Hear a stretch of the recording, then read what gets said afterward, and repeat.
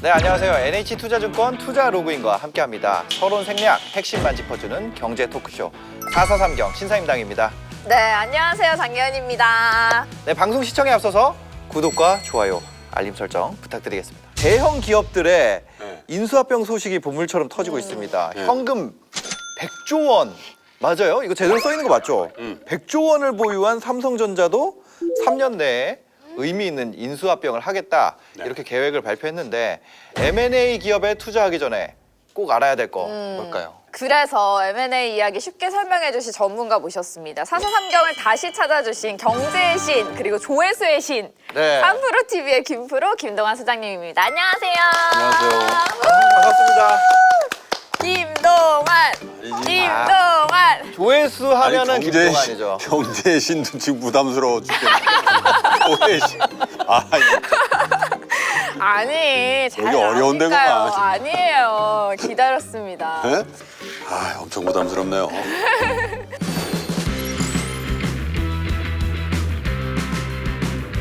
차인피 코스메틱, 코카콜라, 더 페이스샵, 해태음료, 영진약 그것도 여기예요? 이런 것들 다 인수를 해서 16년 동안 계속 매출이 느는 거예요. 대박이다. 삼성전자가 염두에 두고 있는 분야. 궁금해요. 사실 몇 년 전서부터 계속 삼성전자가 추진했던 게 뭐냐면 뭐 이런 업체들 그리고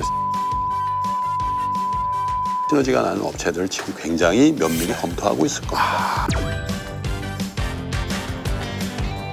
자, 그러면 본격적으로 얘기를 한번 네. 나눠보겠습니다. 아직 그 M&A 기업 인수합병에 대해서 모르시는 분들이 계시기 네. 때문에 설명 먼저 부탁드립니다. 맞아. 뭐 M&A 하면 초콜릿 뭐 그런 생각을 어허. 네. 네, 영어 풀 네임이 이제 Mergers and Acquisition. 어허. 머징이라는 건 사실 이제 두 회사가 합쳐진다는 뜻이고 acquisition이라는 건 이제 A라는 회사가 B 회사를 이렇게 인수한다는 뜻이죠. 그래서 주로 이제 M&A 하면 인수합병 네. 이렇게 돼 있는데 영어를 좀 거꾸로 쓰죠. 우리는 약간 인수가 원래 앞에 나오죠. 그렇죠. 인계. 그래서 이제 인계 인수라고 안 하니까. 맞아 인수인계. 또 말대로. 그렇네. 말 되네. 입에 붙잖아요. 아 군대 갔다 왔구나. 네, 네. 그래서 어쨌든 기업들 간에 한 살림을 차리거나 합쳐서 무언가 새로운 시너지를 창출하기 위해서 경영 활동을 하는 것 이렇게 정의를 할 수 있죠. 이렇게 하면은 좋은 점이 있나 봐요. 회사들이 이렇게 하는 이유가 뭘까요? 제가 시너지라는 표현을 썼잖아요. 네. 제가 예를 한번 들어드릴게요. 비행기를 모는 항공업이 있어요. 네. 어떤 회사가. 그리고 이제 해상 운송을 하는 데가 있어요. 그리고 운송업을 하고 있는데 여기에 육상 운송이 있으면 어떻게 될까요? 예를 들면 인천공항에서 뭔가 화물이 내려왔을 때 혹은 사람이 됐을 때 이어주는 역할을 해야 될 거 아니겠어요? 그런데 이 업체가 육상 운송이 없다 이거예요. 경영자라면 야 부산에서 화물 왔을 때 서울이나 뭐 어디로 날라야 될 텐데 육상 운송을 하면 되겠네. 그걸 설립하려면 굉장히 처음부터 뭐 어려울 거 아니겠어요. 그래서 어떤 회사가 육상 운송을 하고 있는데 재무적으로 무슨 일이 있으면 어렵다? 그럼 그걸 사고 싶은 거죠. 예를 들면 그런 시너지를 내기 위해서 인수합병을 하는 거죠. 또 사람 뽑고 뭐 똑같이 인프라 갖추고 네. 뭐 하는데 시간이 오래 걸리니까. 그리고 이제 뭐 대기업도 그렇지만 뭐 경험 있어요? 이렇게 얘기하잖아요. 네. 그걸 트랙 레코드라고 하는데 그걸 이제 큰 수주를 따고 그러려면 레코드 그러니까 기록이 있어야 되는데 없잖아요. 그러니까 사실 그게 무형의 자산이라는 거죠. 그런 걸 사서 바로 시너지를 내기 위해서 네. 이제 그런 인수합병에 뛰어들죠. 그러면 그 기업 인수합병은 좀 어떤 식으로 이루어지는지. 실제로 이제 그 매수하려는 사람하고 매도하려는 이제 회사가 있을 거 아니에요. 그러니까 매수하는 입장에서 보면은 주로 이제 증권회사라든지 아니면 M&A 부티크라고 M&A만 주선하는 그런 회사들이 있어요. 그럼 그런 데다 의뢰를 하거나 아니면 직접 할 수도 있고 그걸 스크린한다고 그러는데 어떤 매물이 우리 회사하고 시너지가 나지 스크린을 한 결과로 숏리스트라는 표현을 해요. 한 서너 개를 이제 물망에 올려놓고 접촉의 의사가 있다 그러면 실사를 해요. 그냥 오픈되어 있는 재무제표라든지 감독원에 가면 다트라고 있잖아요. 네. 그런 걸 보면서 이제 실사를 하고 또 양쪽에 매수, 매도 의사가 있다 그러면 본 실사 같은 걸 하고 네. 그리고 계약서 작성하고 이제 대금 지급하고 네. 계약 이행하면 이제 되는 거죠. 그럼 이런 성공적인 인수합병을 위해서 예. 뭐 어떤 게 필요할까요? 기본적으로 상대방을 잘 알아야 되겠죠. 이게 예를 들면 지분을 팔 사람은 사실 상관이 없죠. 왜냐하면 정당한 가격을 가지고 돈을 받고 나가면 되는데 그 회사를 인수합병해서 경영을 할 사람들은 그 회사가 정말 좋은 회사인지 알아야 되는데 사실 좋은 회사가 매물로 나올 가능성이 많지 않죠. 뭔가 문제가 있으니까 맞아. 팔게 되는데 주로 이제 우리나라의 대형 M&A가 실패한 사례들이 굉장히 많아요. 신문에 보면 승자의 저주라는 얘기를 하죠. 네네네. 그 승자라는 건 뭐냐면 그 산업에 굉장히 두각을 나타낸 회사가 여유 자금이 있으니까 어쩌면 자기 덩치보다 더 큰 회사를 먹어버리는 거예요. 그런데 이게 부담스럽게 되는 경우에 네. 경영이 안 좋아져서 오히려 그걸 팔면서 손해를 굉장히 많이 보고 예를 들면 2006년도에 금호아시아나 그룹 그때 굉장히 잘 나갔거든요. 네. 그 금호아시아나 그룹이 대우건설을 무려 6조 4천억에 샀어요. 근데 당시에도 좀 비싸다 뭐 그런 얘기를 했는데 결국 이 대우건설이 굉장히 힘들게 해서 네. 지금 금호그룹 해체됐잖아요. 그죠? 그 그렇게 그룹을 하는데. 해체. 예. 이 대우건설 인수가 굉장히 중요한 역할을 해요. 그렇네요. 그래서 대표적인 M&A 실패 사례로 네. 이 경우를 듭니다. 그래서 승자의 저주라고 얘기를 하고 그래서 성공한 건 있을 거 아니에요. 성공 사례는 대표적인 없나요? 게 제가 잘 예를 드는 게 LG 생활건강 같은데 예전에요 우리 어렸을 때 보면 네. 비누 만드는 데죠. 비누하고 샴푸, 그죠? 어느 틈엔가 화장품에 굉장히 중요한 브랜드가 되죠. 근데 후라는 브랜드를 만들면서 중국에서 대박이 났죠. 맞아. 네. 그 캐시플로우를 기반으로 해가지고 코카콜라 아시죠? 네. 네. 그거 한국에서 유통하는 거 다 여기 LG? 거예요, 사실은. 아 진짜요? 차인피 코스메틱이라고 이게 차인피가 차인박이거든요. 네. 아시죠? 알아요. 네, 국가 네, 전문. 네. 그 코스메틱, 해태음료, 영진약 그것도 여기예요? 이런 것들 다 인수를 해서 특이한 건 여기에 이 차석용 부회장이라는 분이 그 전문 경영인이거든요. 네. 16년 동안 계속 매출이 느는 거예요. 분기별로 계속 성장하는 거예요. 16년 동안. 네, 그래서 샐러리맨으로서 거의 신화적인 경영. 네. 어마어마하네요. 그래서 회사를 장기간에 걸쳐서 성장시키는 굉장히 좋은 예가 LG 생활건강이에요. 그 외에도 이제 기업 인수 목적 회사인 스펙의 네. 활동이 활발해졌기 때문이다 이런 얘기도 있던데 이거 무슨 얘기예요? 스펙이요, 스페셜 퍼포스라는 뜻이에요. 이게 그러니까 특수 목적 애퀴지션 컴퍼니. 그러니까 인수를 하기 위해서 특별한 목적을 가지고 회사를 설립하는 거. 우리가 우회 상장이라는 표현 아시나요? 네, 뭐 그거 예를 들면 코스닥 상장을 하고 싶은데 이거 뭐 서류 내고 절차 복잡하거든요. 심사도 받아야 되고. 그런데 코스닥 기업 중에 굉장히 어려워져 있는 회사예요. 상장은 유지하고 있는데 기업의 실체는 거의 없는 거. 이걸 뭐라 그러냐면 쉘이라고 해요. 저 거기서 들었어요. 방송국에서 옛날에 터랑 쉘이랑 알아요? 아니 그때 소장님이 얘기해 줬어요. 내가 얘기해 줬구나. 네. 그때 어디 가서 똑같은 거 계속 얘기하시는 거 아니에요? 지하 식당에서 김밥 먹으면서 얘기 들었어요. 그렇구나. 네.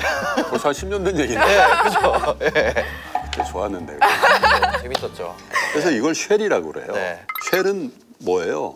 조개 껍데기잖아요. 네. 이 회사는 비상장인데 굉장히 내용이 좋아요. 이제 절차를 단축시키기 위해서 펄이라고 하거든요. 펄이 쉘을 사버리는 거예요. 쉘 안에 펄이 들어가면 완벽한 그죠? 진주조개가 되는 거죠. 네, 네. 이 상장 기업으로서 이걸 이제 우회 상장한다 그러는데 주로 증권회사에서 하는데 증권회사에서 이 회사를 만들면 이 회사에 자본금이 있을 거 아니에요. 네. 이 회사가 돌아다니면서 비상장 회사 중에 이 상장하면 좋을 거랑 합병을 하는 거예요. 그죠? 굉장히 많이 해요. 스펙을 만든 지 3년 안에 합병을 해야 돼요. 뭐든지 해야 되는구나. 인수합병을. 안 그러면 이 자본금을 다시 투자자들은 돌려줘야 돼요. 해산. 근데 이 애퀴지션 컴퍼니 특수목적 법인에 투자하는 사람들은 비교적 안전해요. 왜냐하면 여기에 모은 자본금은 안전한데 예치해 놓게 돼 있어요. 인수할 때까지는. 그래서 스펙을 투자할 때는 한 2년 차 넘어가는 스펙을 투자하는 게 제일 가능성이 높아요. 스펙도 급하니까. 스펙 저희는 빨리 뭐 해야 되니까 그죠? 네. 근데 초보장에 해놓으면 3년 끝까지 고생할 가능성이 있죠.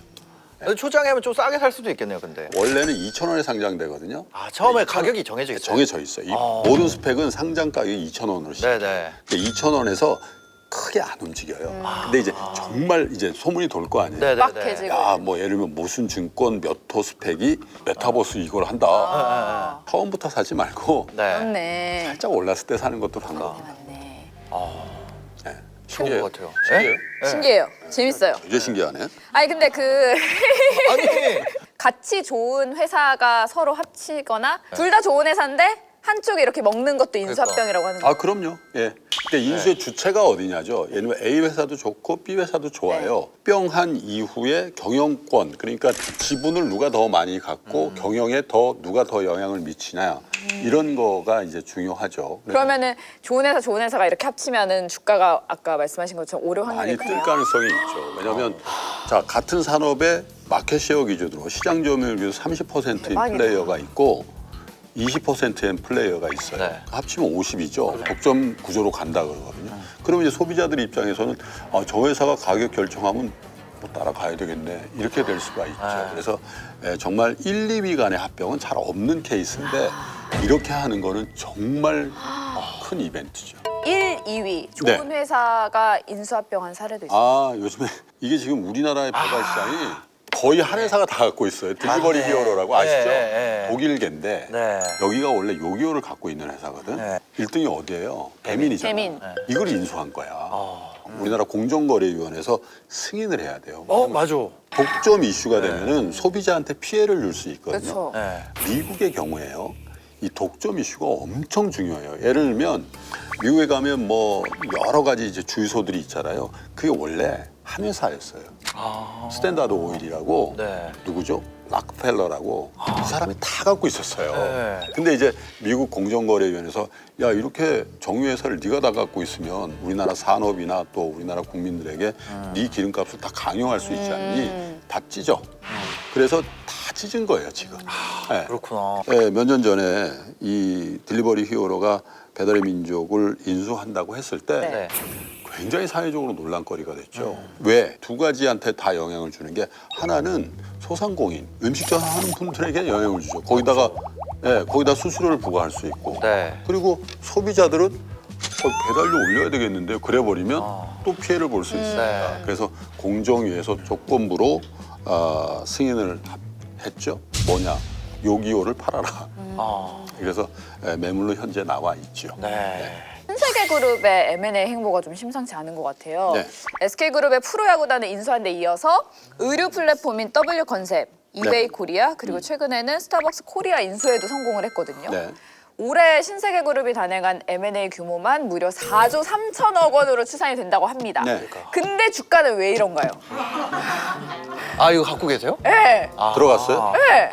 아니 주가는 왜 이래요? 이렇게 많이 인수를 하는데 화가 나셨네. 아니 궁금해요. 왜 이렇게 많이 가져오는데 주가는 그러니까 다 좋은 것만 가져온 것 같은데. 그 인수의 주체인 회사의 주가가 계속 올라가지는 않아요. 이게 왜냐하면 신원시가 있나?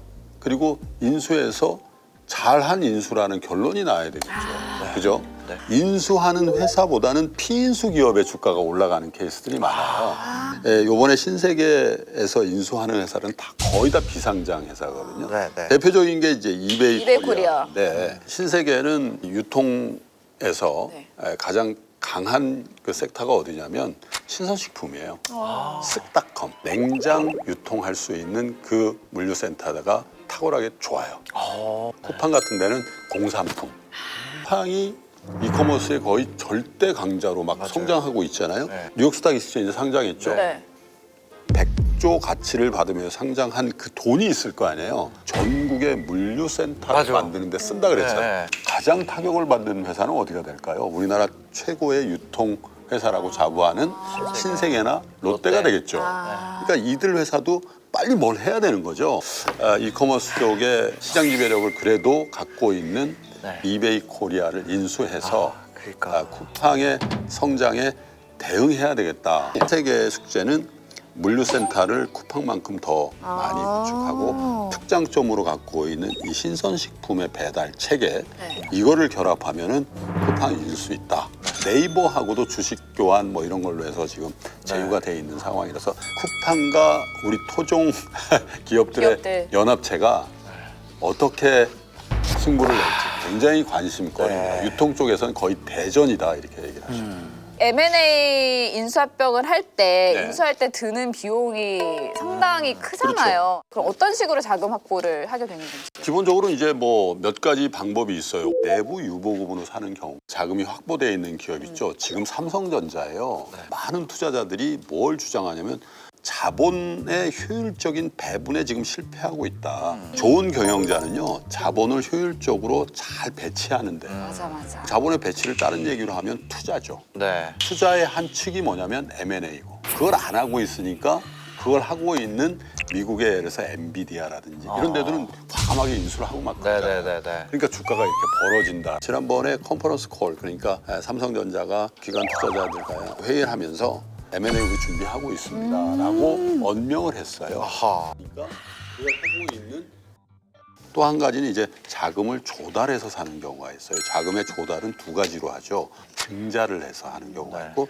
또 하나는 이제 부채를 일으켜서 하는 경우가 있죠. 그 부채 경우에도 인수금융이라고 뭘 사면 여기가 자산이 생기잖아요. 네. 이걸 담보로 해서 빌리기도 하고. 그러니까 미리 내가 살 거를 담보로. 그렇죠. 네네네. 그런 케이스, 인수금융이라고 해요. 네. 주식을 증자해서 조달하는 방법, 부채 형태로 조달하는 방법 이 두 가지로 합니다. 네. 그리고 이제 내부 자금을 쓰기도 합니다. 그럼 투자할 때 좀 인수 자금 조달 방법도 고려해야 될까요? 아 그럼요. 제일 좋은 건 여유 자금으로 하는 게 제일 좋겠죠. 그렇죠. 빚 안 그리고 내고. 이제 증자를 할 경우에는 네.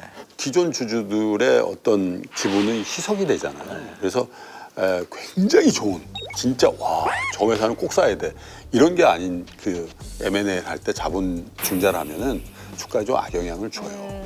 그리고 요즘은 워낙에 웬만한 기업들은 아주 저리로 지금 시중금리가 되게 싸잖아요. 그래서 저리로 인수금융이라든지 이런 부채 조달을 할 수 있기 때문에 증자를 하는 케이스는 사실은 그 회사의 재무 구조나 크레딧이 그닥 좋지 않은 케이스가 있을 수 있거든요. 그래서 그런 경우는 좀 투자에 네. 장기적으로는 모르겠습니다만 중단기적으로는 조금 악영향을 줄 가능성이 있으니까 조심하는 게 좋죠.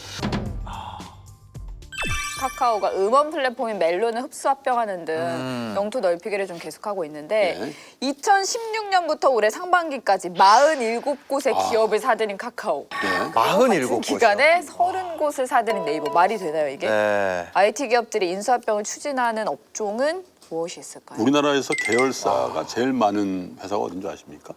뭐 이거 두 개 중에 하나 아니에요? 카카오. 카카오예요? 지금 아니에요? 아, 그런 상투적인 접근은 거의 그렇지 않나? 물어볼 때요? 아니 어르신들이 물어볼 때는 SK군. 아 그렇구나. 그 다음에 2위가 카카오. 네, 정확히 숫자도 모르겠어. 100몇십 개 정도 돼요. 이게 내가 왜 100몇십 개라고 그러냐면 또 어느 걸 인수했을지도 모르기 때문에. 근데 이게 카카오의 성장의 경로예요. 카카오는 카카오를 중심으로 해서 계속 인수합병을 하고 새로 회사를 설립하면서 많은 권역에 그래서 이른바 플랫폼으로서 빨대를 꼽는다는 표현을 많이 하죠. 네. 플랫폼을 형성하면 여기에 빨대들을 꼽아가지고 거기서 계속 수익을 창출하는데 그걸 계열화를 하거든요. 네. 그리고 이 중에는 글로벌 M&A도 있고요. 상대적으로 플랫폼 기업의 양대축인 네이버는 그냥 네이버 안에서 다 하는 전통이 있어요. 오. 네이버 쇼핑이 있죠. 네이버 네. 웹툰이 있죠. 네. 맞네. 그런데 네이버도 안 되겠다. 네이버. 그래서 이제 북미 쪽에서도 가서 와패드라는 것도 인수하고 뭐 이제 글로벌 M&A를 해 나가고 있어서 네. 아마 이 양대 플랫폼 공룡들의 M&A를 관전해 보는 것도 굉장히 흥미로울 거예요. 그러니까. 그런데 이제 공정위에서 네이버, 카카오 등 공룡 플랫폼의 무분별한 사업 확장을 막기 예. 위해서 M&A 심사 기준을 개정한다 음. 이렇게 밝혔는데 이 부분이 플랫폼 기업 성장에 영향을 미칠까요? 영향을 줄 수 있을 거예요. 왜냐하면 플랫폼은 이게 한번 1등 기업으로 딱 장악을 해버리면 2, 3등을 고사시켜버릴 수가 있거든요. 이 플랫폼에 대해서는 인수합병을 해서 독점적 사업자가 되는 걸 더 엄격하게 해야 된다. 네. 이렇게 보는 거예요. 근데 이게 우리나라에서뿐만 아니라 미국에서 이게 초미의 관심사가 돼 있어요. 왜? 트럼프 대통령 때는 그거 시장에 맡겨. 이런 분위기였단 말이에요. 근데 네네. 바이든이 들어오면서 우리나라로 치면 공정거래위원회가 거기는 연방거래위원회라는 데가 있거든요. 연방거래위원회 위원장이 이 플랫폼 기업은 훨씬 더 강한 독점 규제를 해야 된다는 논문을 통해서 발탁이 된 분이에요. 오. 아하. 그러니까 구글, 아마존 그리고 이제 페이스북이라든지 이런 회사들의 독점 이슈가 계속 제기될 수 있다. 네. 그러니까 미국을 보니까 그럼 한국도 네이버, 카카오가 다 장악했네. 그러니까요. 그렇잖아요. 네. 그래서 이제 우리나라의 공정거래위원회에서도 기준을 더 높여야 되겠다. 이런 움직임이 있는 거죠. 영향을 주죠. 하반기에 네. 또 M&A 예정 중인 기업들이 있잖아요. 네. 좀 가장 흥할 것 같은 기업이 있다면 아마 제가 볼 때 M&A 시장에서 가장 큰 화두가 되는 것은 삼성전자가 과연 글로벌 시장에서 어떤 회사를 인수합병할 것이냐 이거가 될 것 같아요.